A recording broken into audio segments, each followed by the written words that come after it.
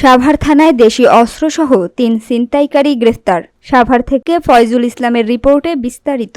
২৮ তারিখ রাত্রি অনুমান ১০টা ২০ ঘটিকার সময় kilo ১ officer SI Mohammad Imran Hossain এবং CNB ১ officer ASI Mohammad Abdus Sattar সঙ্গীয় ফোর্স সহ ডিউটি করাকালীন সাভার থানাধীন সাভার বাজার স্ট্যান্ড সংলগ্ন বিসমিল্লাহ হোটেল বিরিয়ানি হাউসের সামনে থেকে অস্ত্রধারী ৩ জন ছিনতাইকারী মোহাম্মদ ফয়সাল, হাসান আলী ও মোহাম্মদ আব্দুর রহিম বাদশাদেরকে গ্রেফতার করেন।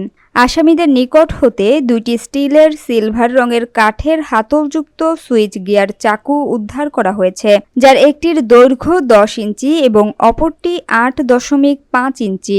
গ্রেপ্তারকৃত আসামিদের বিরুদ্ধে অস্ত্র ও ডাকাতির প্রস্তুতিসহ বিভিন্ন আইনে একাধিক মামলা রয়েছে। ধৃত আসামিদের বিরুদ্ধে অবৈধ দেশীয় অস্ত্রশস্ত্র নিজ হেফাজতে রাখার অপরাধে ১৮৭৮ সনের অস্ত্র আইনের 19F ধারায় মামলা রুজু হয়েছে।